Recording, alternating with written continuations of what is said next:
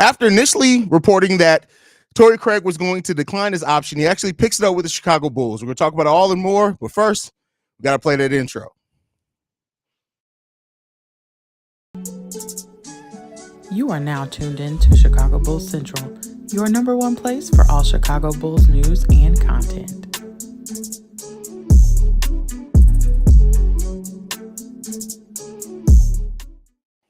What's going on, Bulls fans? Welcome to another episode of Chicago Bulls Central. Breaking news. We got it.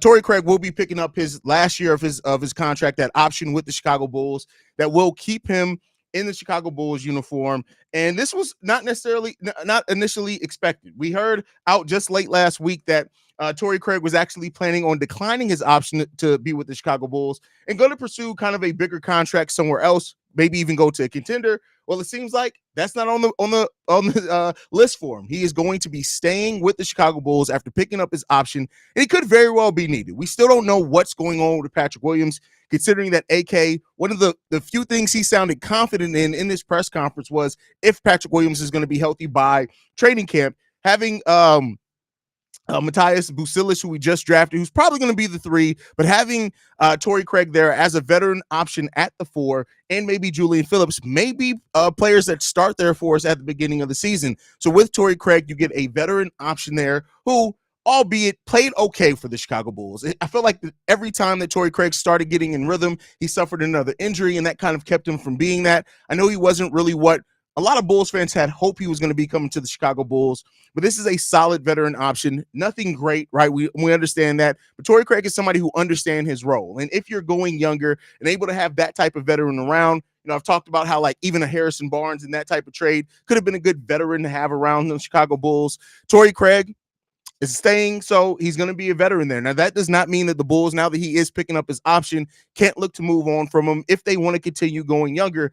But I look at Torrey Craig. It's not like his contract is going to kill the Bulls in any stretch of the imagination. So it could be beneficial for the Bulls to keep him around, if they decide to do that. But this adds some more flexibility. If the Bulls are looking to move on from other contracts, he can be included in any deal. His contract's only $2.8 million for next season, so it's not huge by any stretch of the imagination. So it provides the Bulls flexibility. If they need the veteran depth there, he's going to be there. If they do look to move on from him, they can do that as well. And don't be surprised that even if Torrey Craig starts off with the Chicago Bulls, he could end up being a trade deadline move for teams that are looking to add some veteran depth at the trade deadline. So those are the options there for the Chicago Bulls. It is what it is. I know a lot of people hope that it was going to be all just young players next season.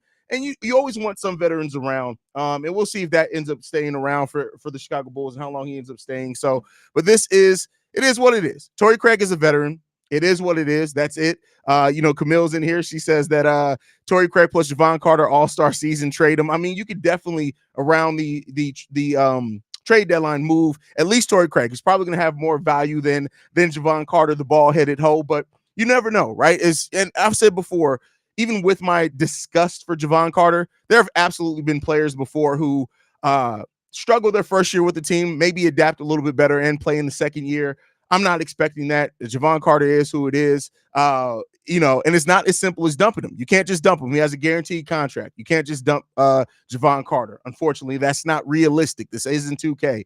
We got Vaughn in the building. He says, man, I'm ready for PG to make his decision so teams can flock to Levine. Well, he already did make his decision. Well, as far as declining his option, he won't be able to sign with another team until Sunday at 6 p.m. Eastern, 5 p.m. Chicago time at the earliest. So don't even worry about it. We got about exactly 24 hours before we know what's going on with Paul George. But we'll see. Let's see. Mando fan says, I actually like how our offseason is going so far. Finally feels like we're going young. Completely agree with you there, brother. Completely agree with you. Devontae in the building says, I cringe every time I see Torrey Craig in the game, bro. He play like a football player. I don't agree with that. Torrey Craig is somebody who understands how to operate in space. When you watch the Bulls, like while he's not the fastest player, when they do get out in transition, he understands how to move so that the defense can't pack in the lane. And he can hit a three-point shot openly, so you got to respect that three-point shot. I don't think he plays with a football at all. He does play a more physical style as far as trying to get to the paint on the offensive side of the ball, but like I said, it's not terrible. He's not somebody that I look at and say he's going to negatively impact the play of the Chicago Bulls. I just don't look at it that way personally. Everybody's inclined to their own feelings on that, and I don't want to act like everybody has to view it one way because you don't. But it is what it is there. Let's see what else we got. McGee says we need some vets too. Completely agree with you. You want some vets, and Torrey Craig is the type of vet that you do want around, right? It's because he doesn't have a high contract. He understands how to play his role. He's not going to be somebody you got to run a lot of offense for or shots for. So he's not going to take away from shots that you're trying to get for your younger players. He's a role player, and he understands it, and he's done that over the course of his whole career. So, I like Torrey Craig in that sense a lot. Vaughn says, if the Kings are all for cutting money, I like trading him to the Kings for Barnes in a couple of seconds. You're not going to get a couple of seconds for trading Torrey Craig. I can tell you that right now. You're not getting a couple of seconds, and his contract is so low. You're not going to match Barnes on that either. You can't get that from Barnes. So, that's what it comes down to. I agree with this, JPEG. Torrey Craig is a good trade sweetener for us. Absolutely. Absolutely. Will the Bulls keep Javonte Green? That is a great question, and I wish I had an answer for you on that. I think it comes down to what else happens on the roster. I do think there's a chance that he leaves, but we'll see. We'll see. Hope he stays healthy this season. Javonte Green, definitely hope he stays healthy. Definitely. Matthew, would you like if we got Westbrook to come off the bench? Well, Westbrook picked up his option. He's not a free agent, so that's probably not going to happen. It's probably not going to happen. I'm trolling. He's not a negative impact. He's a great transition guy and role player, and he does have a lot of dirty work. The cringe comes sometimes in transition 3-pointers. Agree with that. I don't disagree with you on that one. I wants to be there. He wants to be there. You're talking about Javonte Green? Yeah, well, Javonte Green, his home is in Chicago. Even his offseason home is in Chicago. You guys got to keep in mind, when the Bulls were doing like their baseball thing and stuff last year, even when he wasn't signed to the team, he was there. And so he took the contract for Golden State to rehab in the G League. And I think it was one of those things that he kind of understood what was needed. But, it is what it is when it comes down to it. CF Football Candy says, thought on Bobby Marks' comment, I don't get how Acme still have a job. We need what the billboard didn't do shit before. So what's the billboard going to do? I'll tell you right now, like I know me and you have disagreed a lot about this, but nothing that the fans did is why we got changed. Nothing. Not going to games, not that stupid billboard. It did nothing. It took for John Paxson to go to ownership and say, hey, I can't do this anymore, for the Bulls ownership to move on. That just is what it is. That's history. That they said it. And then even then, they wanted the new front office to keep Jim Paxson or not Paxson, Boylan around. Like, so we got to be real with this, bro. We got to be real with this. Facts, you need vets, and that's why I think people that want to start Sanogo next season are going to be really disappointed when they don't completely go tank mode. They will take a step back. That's all. Agreed. They're not going full tank, and I think people confuse rebuilding with tanking. Those are very different things. You can rebuild without tanking. And so, and even then, I still think we're just going through a heavy retooling. I don't think we're fully rebuilding in a way, right? I think if you lose 2 of the core 3, you can call that a rebuild, but that's not tanking. They're still trying to put out a team that could win some games, but that naturally is going to probably have a ceiling of like 30 games, right? But you're still going to compete. We're not, when I think of teams tanking, I think that, hey, we're just taking bad contracts back. We're not going to have any good players on this team. It's going to be terrible basketball to watch. I don't think that that's necessarily what the Bulls are doing. So, but CF Football Candy, let me know what Bobby Marks said. The Bulls team is the diarrhea of shit shows. Reinsdorf doesn't get a dime for me. He killed 2 of my teams. Listen, there's teams that are operated a lot worse than the Chicago Bulls. We're just Bulls fans, and we see it day in and day out. There are a lot of teams that operate extremely worse than the Chicago Bulls, period. I think no matter what, they need to keep their top 10 pick next year, and that's the rebuilding to me, no matter what they're saying to the media. Well, that's a rebuilding or a major retool, right? Because if you're eventually going younger and you're changing out all your pieces, whether you change them all out at once, but that's not tanking. That's all I mean, is that it's a difference between rebuilding and tanking. And I think that a lot of fans, the way they communicate rebuilding, they think, oh, we're just going to be bad. Let's go out and sign James Wiseman. We might as well. We're tanking anyway. And it's like, that's not what the Bulls are doing here. That's not what they're doing. Could you see a sign-in trade for PG? I don't, only because a double sign-in trade is really difficult to make work, because you got to keep in mind, for sign-in trades, and when you're doing that, if you're trying, only half of the base level compensation counts towards the deal. That's really difficult to do. Really difficult to do. In an ideal world, we get rid of Vooch. What center would you go for? Well, it depends on what you get back for Vooch. Like, it's not as simple as we're just trading Vooch away and coming back with nothing. I think that's why you're seeing more than likely Vooch is going to be on this roster. I'm going to tell you guys right there. I'm putting it right now at an 85% chance that Nikola Vucevic is still the starting center for the Chicago Bulls next season. And that's not necessarily a bad thing. Vooch is not as terrible as what some of you guys make him out to be. Playing with DeMar DeRozan has definitely affected where he likes to get his offense, but it's not as bad. He's still a double-double, bad defensively, but he's still somebody also who can pass. And if you put him in a situation where he's not operating in the same spaces as your small forward, you get a lot different when it comes to that. So we'll see. We'll see. Lonzo keeps saying he's coming back the start of the season. I get it. Lonzo says a lot. I won't believe it until I see it.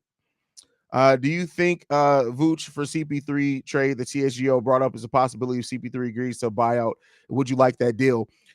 I mean, no, because not necessarily. Like, okay, you're trading Vooch for CP3, you're buying him out, but like that doesn't do anything for the team. Like, unless they're sending you some first to take the contract off their hands. But I don't know I haven't been watching CHGO. I'm not even gonna lie to you. I've been way too busy with my own channels to watch I'm gonna let y'all know right now, the only other Bulls channel I've probably watched for the last week is the Shy Bulls podcast with the Cognac Boys. That's it. I just have not had time with everything else going on to really check out any other Bulls channels. So I guess the real question is that, do you think the Bulls are bad enough to keep their top 10 pick right now? And I don't know if they are. I think that they are. You got to think about it. Even with DeMar and partial season from Zach and Kobe White hitting his leap, we almost had a top 10 pick this year. We were 3 losses away from a top 10 pick. So I do think that they are bad enough to do that. So I'm not too worried about it. You get rid of and that's not to say that we're terrible. We don't have a terrible roster. But at the same time, we have a young roster that necessarily doesn't look like it fits the best. We got a rookie in Buzelis who, unless he just has a rookie of the year type season, is going to learn and go through his things. We also have players that are unproven in Julian, Dalen, who are going to get some tick now via where it looks like we're going. So it's going to be growing pains there. I think that it's not hard to keep a top 10 pick, not for the Chicago Bulls, not when you look at where we were last year. So Craig is either a great cheap vet to have or a sweetener for those considering LaVine. LaVine's contract is so high. I don't know if you're throwing in any other contract to sweeten that, because it's already hard to match a $43 million contract when you're trying to stay competitive. You got to keep that in mind. These teams that are trading for Zach LaVine are trying to stay. The point is they're trying to stay competitive. They're trying to actually contend.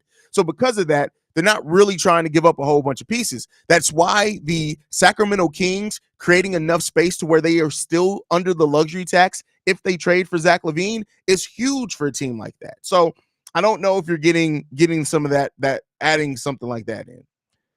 On the whole ownership issue, I don't know what your timeline is, but if you are free Haize, I would absolutely love to have a conversation regarding fan involvement and overall. No, I don't need to have it, because I know I've been a member of this fan base for 37 years.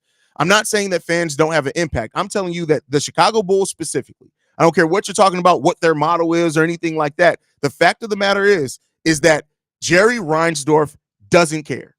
And you're not ever going to get Jerry Reinsdorf to care. That's why having a front office that prioritizes winning over anything. You know why the Bulls are able to build a dynasty? Not just because of getting MJ, but because Jerry Krause was willing to be hated if it meant that the team win. You know why Jim Paxson was able to build a team that would have been a championship contender had Derrick Rose's knees not stand down? It's not because the ownership was all of a sudden different, but it's because he built organically through the draft. And by the time he got his superstar, he had a bunch of role players that were ready to support that superstar. And then we went off to the stratosphere. Now, he had to go out and get Carlos Boozer and things like that, but he drafted well. And even when that thing started going down, the Bulls fell out of top 10 in attendance one time, and nothing changed there. They didn't all of a sudden start going to winning. They didn't all of a sudden start tanking. They didn't all of a sudden start prioritizing anything different. Fans were just upset, and they felt like they did something. I don't need to have a conversation because I know this fan base. This is the only team I've ever rooted for in my 37 years on this planet. I've watched it intensely. So I don't need to have a conversation. Then not that I won't have a conversation with you, but it doesn't change anything. Thinking that fans being upset, picketing, rioting, all of it would take 5+ years of being out of the top 10 of attendance before that even matters. And then on top of that, this is how well I know my organization. The Bulls give away a lot of tickets. Those sold out crowds that the Bulls talk about, a lot of those tickets are given away because the Bulls have one of the largest stadiums in all of the NBA. So again, Jerry Reinsdorf doesn't care. And for somebody, look at the people who are still in this organization. Doug Collins is still getting paid. Jim Paxson's still getting paid, still on the staff. I know this organization, so I don't need to have that conversation. We can run through it any and every day. Like, this is literally what I've spent. I didn't become a Bulls fan because I decided to podcast about them. I made a Bulls podcast because literally I have these conversations and look into the shit every day for about 25 years, basically since I was 12 years old. Don't need to have that conversation. Reginald Short, is Phillips a power forward or a small forward? Both. Modern NBA, most power forwards can play small forward and vice versa. I think until Julian Phillips kind of rounds out and adds to his body, that's when things are going to start changing. And that may be when you look at him being maybe one position over the other. Why would Craig come back? For stability, I think. I think maybe Torrey Craig and his agent initially thought, hey, we can go out here and get a deal, which I thought that they would too, for the credit. But then I think that maybe they surveyed what the market was looking like and maybe thought, hey, we're not really going to get much more than what we have for this, and we have a role here. So, yeah, Craig's contract is $2.8 million. $2.8 million. I like the youth movement. If OKC can be great, so can what? Seize, bro. Seize. So can we in due time. Everybody uses the OKC Thunder. I think people forget that the OKC Thunder traded 3 superstars and was able to recoup so many picks because of the superstars they traded. The OKC method of rebuilding isn't as easy as just, oh, let's do what OKC did. They traded Russ. They traded KD. They then got Paul George. They traded Paul George, right? They got Chris Paul, traded Chris Paul, I believe. They were able to maximize on what they had because they sold at the right time. That's it. I'm having a hard time finding teams the Bulls would even want to do a sign and trade with involving DeMar. For example, the Clippers barely have picks or young players. What do you think? Well, that's why I've been saying typically in sign and trades, you don't get a lot back. You're just looking to get something back. So the Bulls, I think if you go and look, somebody check me, the Bulls are the only team to give up a top 10 first round pick in like the last 10 years in a sign and trade. Typically when a team sign and trades a player, you're like, all right, well, thank you. You helped us give them a little bit more money. We'll give you a second. We'll give you 2 seconds to do that. So teams have that. The Clippers have, I believe, 2 second-round picks every year for the next 2 years. So theoretically, they can give that. The Bulls aren't going to get a whole lot back for DeMar DeRozan in the sign trade. So anybody holding out hope that the Bulls are going to get like this great deal back in the signing trade for DeMar DeRozan, it's not happening. I want to be real with you on that. It's not happening. You're probably getting filler. I think we talked about it. Maybe a man back from the Clippers and maybe a second-round pick or more. That's it. That's all you're getting in that case. You're not getting a whole lot back. I've been watching all NBA news because I think Levine will be traded. DeRozan will let walk and Vooch will stay. We'll see. We'll see. I mean, if the Bulls have their way, that's what it seems like they're trying to do. But we'll see. We'll see. What are the odds that we can fully tank for Flag at 1? I mean, listen, it is what it is. We'll see. We'll see. We'll see what comes down with that. But it's not just about Flag. Like, don't get me wrong. Flag is a great talent. But that draft is deep, bro. Like, that's why I say even if the Bulls stay anywhere in the top 10, you can get a franchise-changing talent, period. You don't have to, it doesn't have to just be Flag. Now, I would love for it to be Flag, but it doesn't just have to be Flag. Hey, our reporters didn't challenge Acme's stance on picks. I don't know why he doesn't value draft capital at all. I just hope if enough people bring it to his attention changes at this point. You won't, because, again, I've talked about it. No, and they said it. No team was offering picks in the 2025 draft. Josh Giddey, I hate to tell you guys, was better. The only difference is that we've seen Josh Giddey in the playoffs, and we have a bad taste in our mouth about that.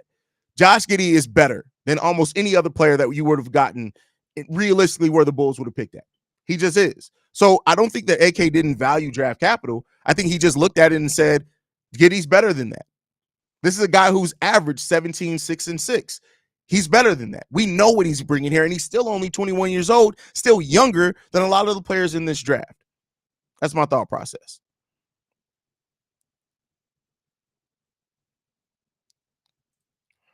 ESPN analysts say DeMar isn't getting any offer over to $18 million, which is around what he was offered 3 years ago. I mean, I'm not surprised at that. He's 3 years older. And unfortunately, like, DeMar can ball. Make no mistake about it. And this is why I always say, even in my criticisms of DeMar DeRozan, I like to make sure that everybody knows that I am saying that DeMar DeRozan balls out. But, whoa, that's a pause moment. He plays great. But at the end of the day, he's going to start declining. And teams are going to look at that. And teams are going to look at what DeMar DeRozan, what's the realistic, like, yeah, DeMar can help us right now. We've seen it. And if he can be your 2 or your 3, not on position, but as far as your hierarchy, you got a damn good player there. But it's not somebody that you're breaking the bank for. So, Haize, did you already talk about PG-13 opting out of his contract? Might open some trade options for Zach. We'll see. We'll see. We'll see. Even the center from Duke is very good. Yes, that's what I'm saying. I get it. I understand why everybody's so focused on Cooper Flagg. No, I'm not saying don't focus on Cooper Flagg. Ideally, you want Cooper Flagg in next year's draft. Ace Bailey is still a really good prospect. Don't overlook it. The point guard out of Baylor, really good. But again, we don't really need a point guard, so take that for what you will. What's the center's name? Kaman Malish. I probably murdered his name. That dude, if the Bulls need a center, and if Josh Giddey, Kobe White look like they show some promise, Bucelis shows some promise, getting that center from Duke, he's 17 years old right now. He'll be 18, of course, before the season starts. But that dude can ball. So, yeah, it's a lot of talent in this draft.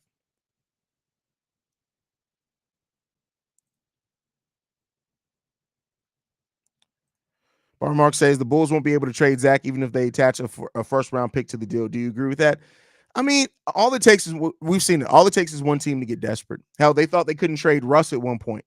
He was traded, right? So all it takes is that one team to see him. Now, I will say this, if it's that bad, it may not happen until the trade deadline. But if the Bulls want to move Zach, they can move Zach. We'll see. That's who I want, the center from Duke. The center from Duke is nasty. He's nasty. So yeah, it would be a great prospect for the Chicago Bulls there, man. But all right, y'all, we're going to go ahead and get ready to wrap it up. I love you guys so much, man. Thank you for tuning in. You guys already know what it is. If you're new to the channel, hit the subscribe button. In exchange for that, I'll be bringing you the best Chicago Bulls content you can find on all of YouTube. We go live every time, especially during the offseason. When news drops, we drop. So you guys can stay tuned in for that, man. I appreciate you guys so much. Make sure you guys are following the channel at Bulls Central Pod. You can send us any feedback, questions, comments, concerns. bullcentralpod@gmail.com. Lastly, if you want to leave a text message and or voicemail for the mailbag, which happens tomorrow, the number to do so, 773-270-2799. We're the number one spot for everything Chicago Bulls related. That's thanks to you guys. And like I like to end every episode,